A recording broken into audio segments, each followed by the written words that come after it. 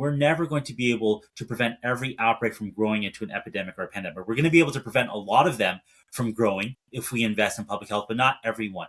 At the same time, we're never going to be able to prevent every spillover from happening. We're going to be able to prevent a lot of spillovers, but not every spillover, which is why we need this combined approach. What is the real warning from this outbreak itself, from your home perspective? This outbreak is obviously a huge tragedy, particularly for the people who've been so deeply affected. Many people are in quarantine right now, so it's an extremely distressing situation. In a lot of ways, it reminds those of us who were not on the boat, but it reminds us of the COVID pandemic with the cruise ship early in the COVID pandemic. So it's obviously a very concerning situation. For me, as someone who works in the space of emerging infectious diseases, it's a reminder that infectious diseases, even rare ones, will continue to emerge in really surprising ways. And we are going to continue to see the movement of pathogens from animals to people in the coming years because of human activities that put us in close contact with animals in very stressful conditions for many of these animals. What do you think preventing pandemic at the source could have looked like for the virus risk before the outbreak happened? Right now, I am co-chairing a commission for the Lancet, the Commission on Prevention of Viral Spillovers. And so one reason why our commission was stood up is because in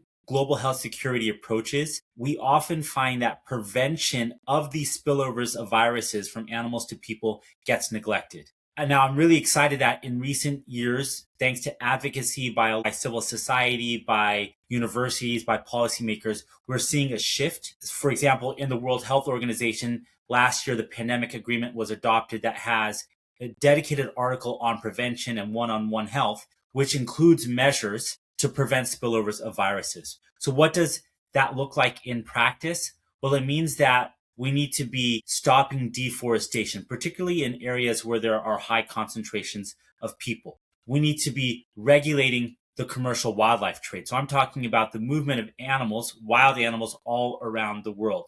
In many cities in the world, live wild animals are sold, and that is a dangerous situation. There is no reason why live wild birds and mammals should be sold in the streets of Wuhan, New York, or Paris. And wildlife trade is not just an issue, for example, in Asia. The United States is one of the world's largest importers of wildlife. So this is a global issue that requires global solutions. And then the third area that we need to address so that we can prevent these spillovers of viruses is by improving how we raise farmed animals. In many industrial farm settings, we see genetically homogeneous animals that are raised in these really unsanitary conditions that can lead to these spillovers. The public response has understandably been focused on issues like quarantine, repatriation, testing, and disinfection. As an expert, what prevention measures do you think are still missing from that conversation? I'm really glad that there is a robust public health response. WHO is providing superb leadership at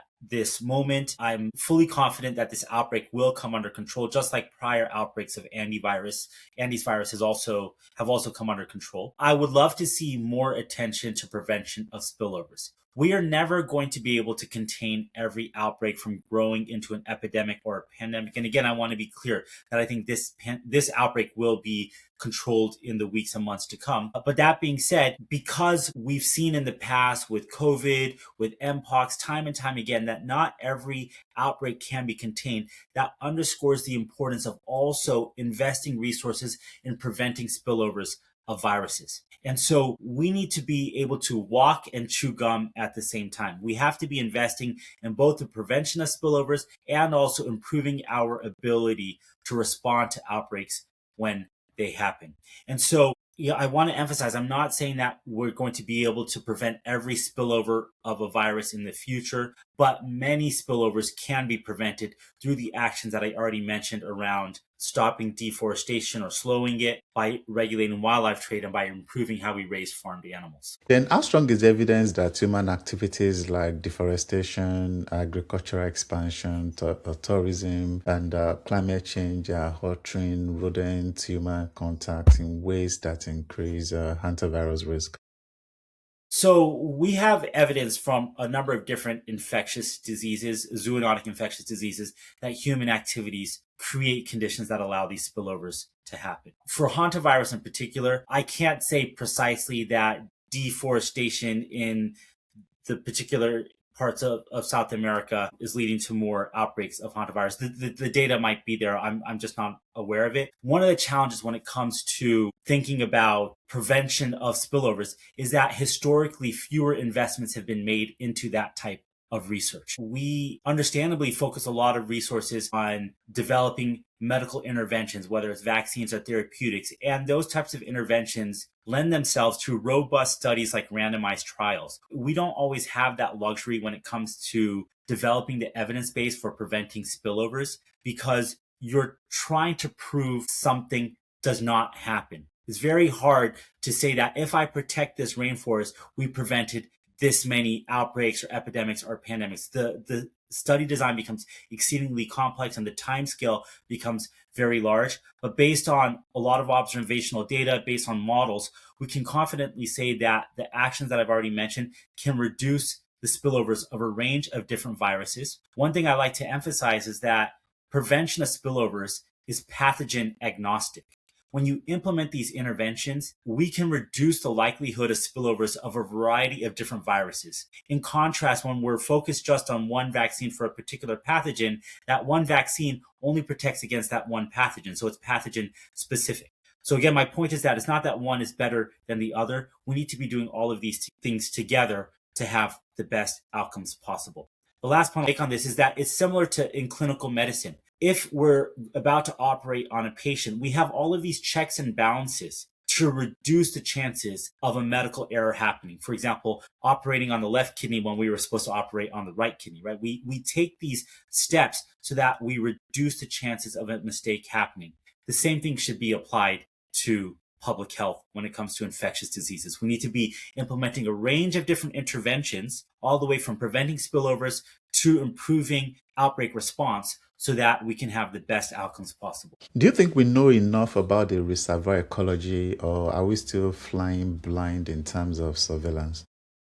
I think we have a lot more to learn about reservoir ecology for a range of different pathogens, including hantaviruses. There are many different hantaviruses that can cause human diseases. Many of these hantaviruses are understudied because they're not recognized as being major causes of disease. That being said, thousands of cases of hantaviruses occur around the world each year. And so there is an important reason why we should be studying these hantaviruses more and other zoonotic viruses. So a lot more research is needed. I'm deeply concerned that around the world, particularly in the United States, we are seeing cuts to funding for medical research and ecological research. But in reality, again, we need to be building our evidence base so that we can be even more refined in our approaches.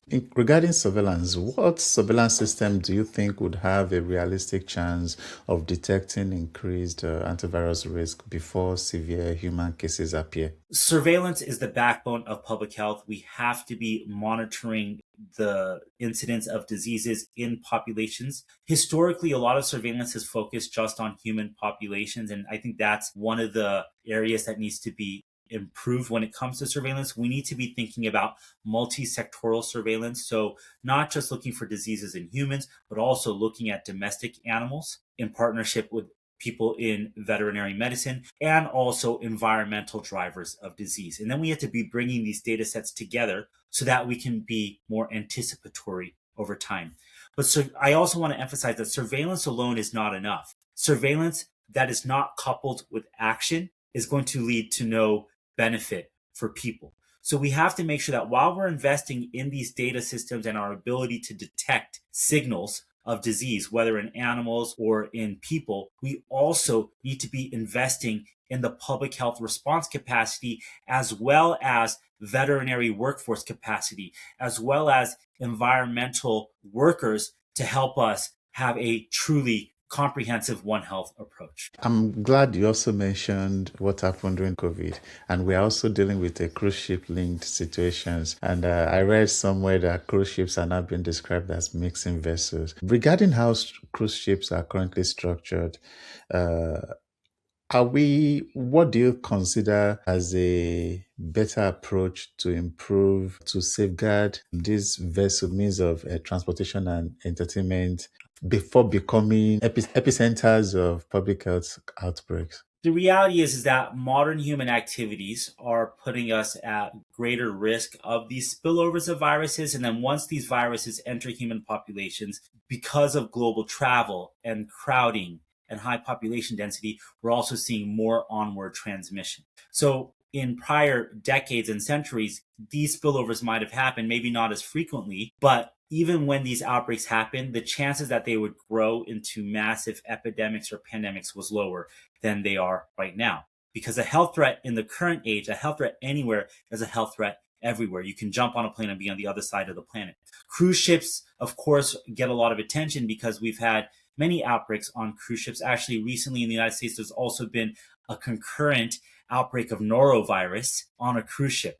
And in that outbreak, over 3,000 people on the cruise ship, around 5% of the passengers were infected. So over 100 people. That's a lot of people to be getting this awful infection, norovirus. That being said, I want to emphasize that there are steps that can be taken to improve infection control on these cruise ships, making sure that surfaces are disinfected, making sure that there are proper health services on a cruise ship for passengers who need them, making sure that passengers are aware that if they're feeling ill, they should get the health care that they need, that they should stay away from other passengers. These are simple steps that can be taken. But I also want to emphasize risk reduction is extremely important here. Everything we engage in carries some type of risk. Again, giving an example of medical care, even vaccines, which have so many public health benefits, also have a risk of adverse reactions. Every medical intervention has a risk associated with it. So we have to do a cost benefit analysis. And so it's not that this is a decision that society has to make, whether, and an individual has to make whether going on a cruise is right for them or not. Of course, it can carry risk, but also there are other things that one can engage in, such as sex with new partners, that also carries risk. But you can take measures when having sex, such as using condoms, to reduce that risk of any adverse outcome. According to the ECDC, the genomic data suggests the outbreak virus is similar to Andes virus already circulating in South America and not just a new variant. So what does that tell us, and what does it still not tell us? There's a lot left to be learned about Andes virus, so I want to be clear about that. In prior outbreaks, the outbreaks have come under control, but there have also been super spreaders in those prior outbreaks, and we don't know exactly the conditions that allow one person to be a super spreader versus the next person. I fully expect this outbreak to come under control based on prior experiences. I'm reassured by the fact that the current Andes virus in this outbreak looks similar genetically to prior outbreaks. It suggests that this virus is not one that mutates as rapidly as we can see with other viruses. And that also then means that probably this virus is transmitted from one person to the next in the same way with similar characteristics as it has been in prior outbreaks. And that should give us confidence that, again, with robust public health measures like good contact tracing and case isolation, this outbreak will come under control. It will get worse before it gets better, meaning that we're going to see more cases in the coming weeks, most likely, but eventually this outbreak, I'm fully confident, will come under control. So what are the unanswered questions that you think outbreak investigators need to resolve that will bring a whole lot of light and difference to how we respond to this particular outbreak and probably subsequent ones? One of the main questions that we need to better understand is how this virus transmits from one person to the next, whether someone can be transmitting the virus before they show any symptoms, whether when someone shows symptoms and is infectious, what are the ways that they can pass the virus on to the next person? Is it only through close contact? Is airborne transmission possible? These are fundamental questions. They can be really hard to answer because a lot of outbreak investigations rely on retrospective analyses. We don't have the benefit of prospective controlled trials when it comes to investigating an outbreak. But right now, there's a lot of robust public health response going on, and that means that we're going to be seeing a lot of data from this outbreak, and we're going to be learning a lot, which is really important so that we're prepared for the next time we see an outbreak of Andes virus. Yeah, thank you. Then, now do you think countries can balance precautionary quarantine with the fact that the risk to the general public still remains very low? Absolutely. The risk to the general public does remain very low. Many of the questions in public health are, of course, based in science, but they require a consideration of societal values. Public health is a team sport. A lot of different considerations have to be incorporated into public health decision making. So science forms the basis of these decisions, but then the values of a particular community have to come into play, the lived experience of communities, the other considerations that we value as a society also have to be factored into any decision making. And so there's a lot of tough questions right now, for example, in the United States about the people who are under quarantine in Nebraska, whether they can return home and finish their quarantine at their homes, because the Andes virus has a very long incubation period, which means the time between exposure to the onset of symptoms. But making someone who has been exposed stay in a facility far away from their home, away from their family and friends, is very, very difficult, right? So we have to also weigh in the experiences of the affected individuals. This can be extremely traumatizing. And these are decisions that a society has to make as a whole. They're very difficult. A lot of factors have to come into play. But at the end of the day, regardless of the next steps, we should remember that with robust public health measures, this outbreak is going to end. It will end. And we have the tools that it takes to stop the outbreak. What do you think this outbreak revealed about global coordination under the IHR, especially when passengers, crews, ports, airlines, and overseas territories are involved?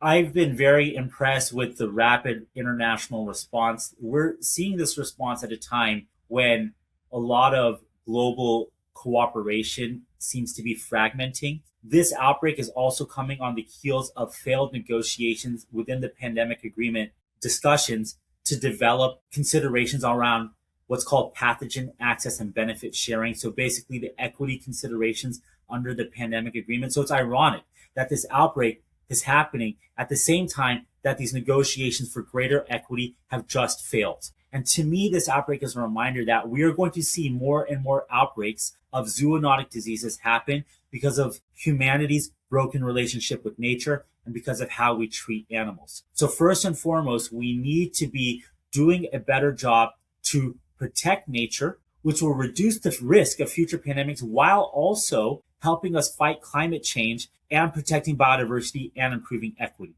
So that's number one on my mind.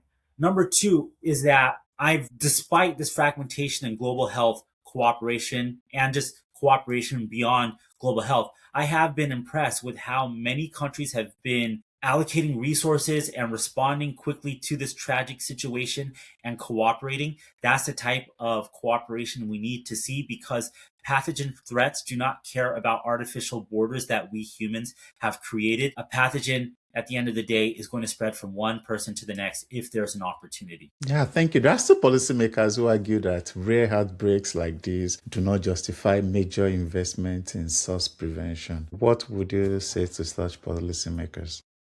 I would say that these outbreaks are not rare. We're seeing more and more of these outbreaks. Just in the last few years, we've had COVID and then Mpox. There have been outbreaks of filoviruses. And now we're seeing Hantavirus. So we're going to see these outbreaks happen again and again and again. And that means that we have to continue to invest in robust public health measures as well as preventative measures so that we can see fewer and fewer of these outbreaks. This is something that when we invest in prevention, it benefits everyone everywhere. No one wants to face an outbreak, feel the stress of this outbreak. Many of us are seeing these headlines. We're feeling the trauma of our prior experience with COVID. None of us want to go through this again. I'll also say, for these policymakers, when we invest in prevention, it has massive return on investment.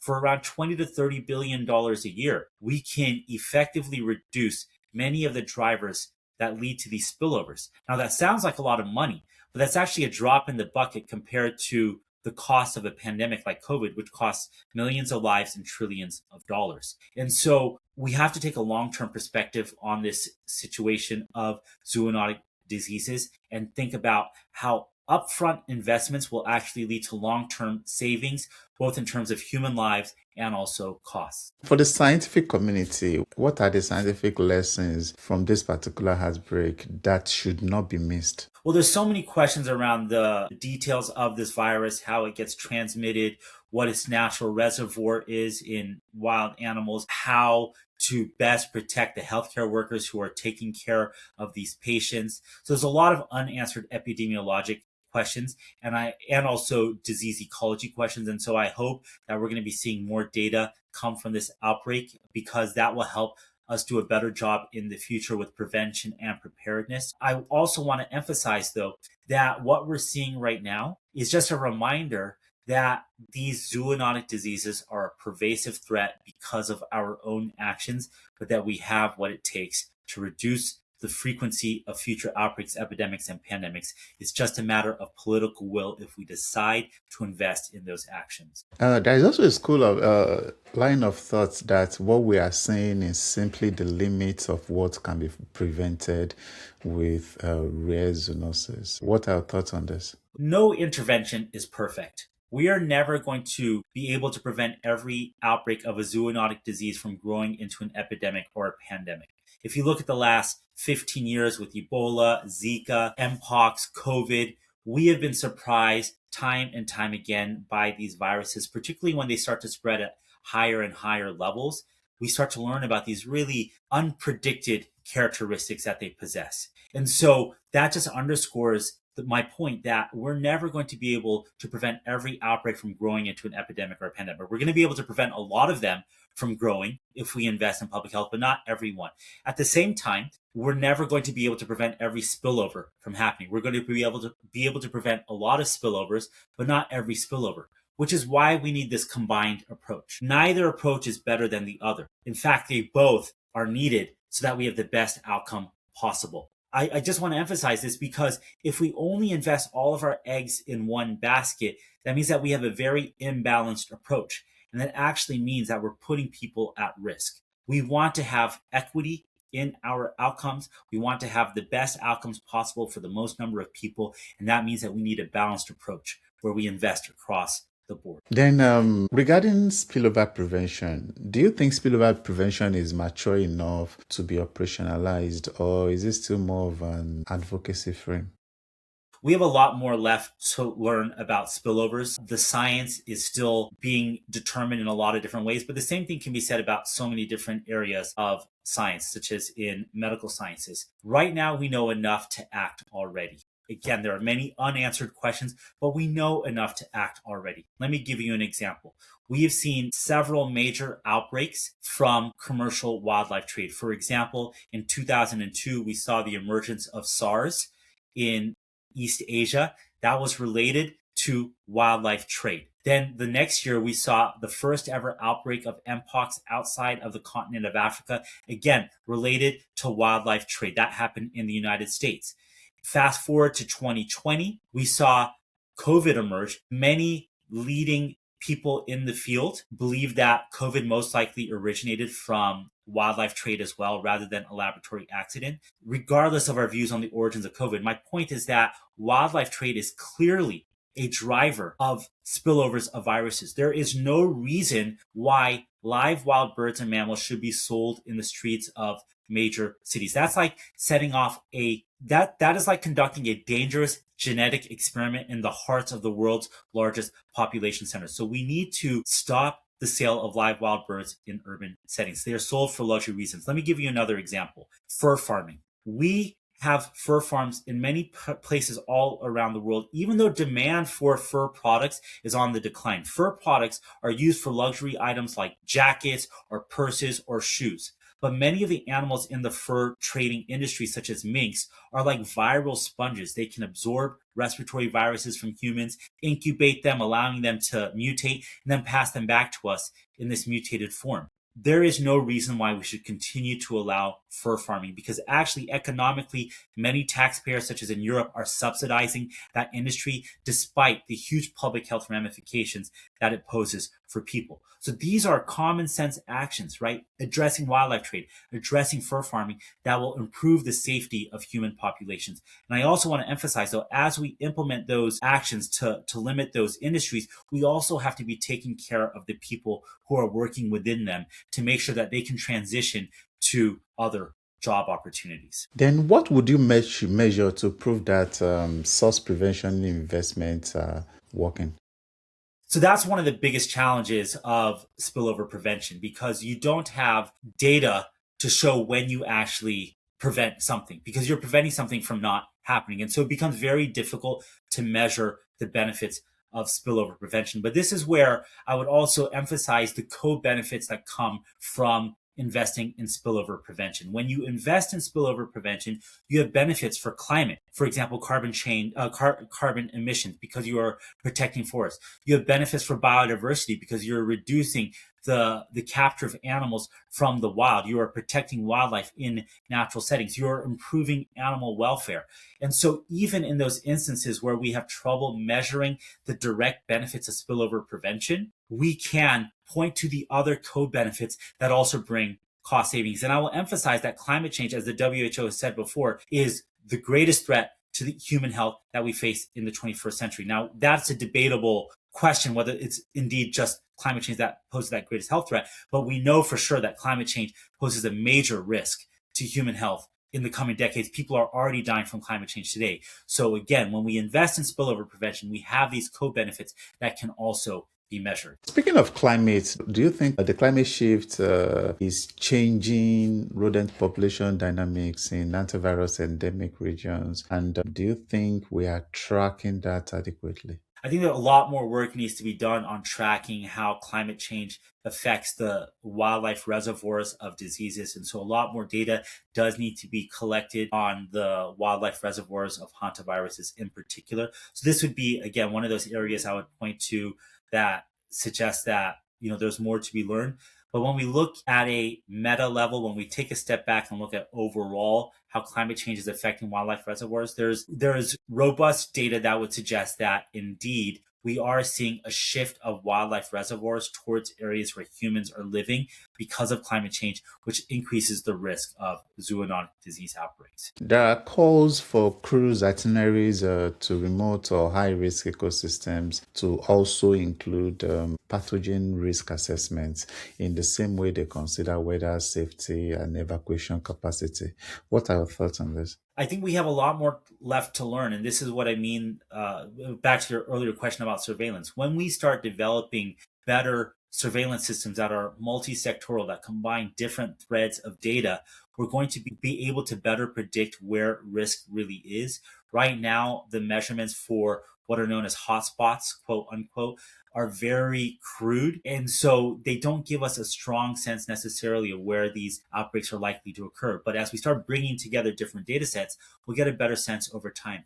A good example I'll give you of this is work done by my colleague Rana Plowright, published in Nature in the last few years, looking at Hantavirus. She collected with her colleagues 30 years of data, and they combined climate data with vegetation data, with bat data and cases of Hantavirus, which is a deadly zoonotic disease. And by combining all of these different data sets, they could very robustly start predicting how outbreaks of Hantavirus would happen. And so that's the type of data collection and synthesis we need to see happen increasingly in the future. And that will give us more ability to do predictive analytics. When you mentioned funding cuts, I'm curious to know which specific capacities are most at risk when outbreak prevention funding is reduced. Well, we're seeing funding cuts across all these different areas of biomedical sciences, and also beyond that, just natural sciences in general, such as biology and ecology. One area that has traditionally been very difficult to fund are areas like One Health, also sometimes referred to as planetary health, because our funding structures, whether from universities or government funders or philanthropies, tend to be very siloed, and they fund particular disciplines, often that dive deep and narrow into topics, which is so important.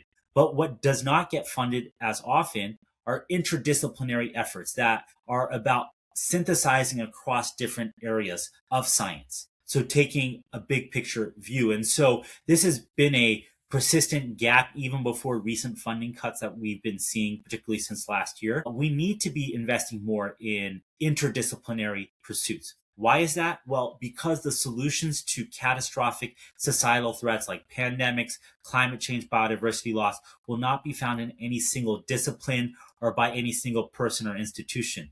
Rather, it's going to take teams of people working together to find those solutions. And that's why we need to also be supporting interdisciplinary research. So this is an area, again, that's been chronically underfunded, and we're continuing to see that underfunding today. Yeah, thank you. So what are your last remarks for me?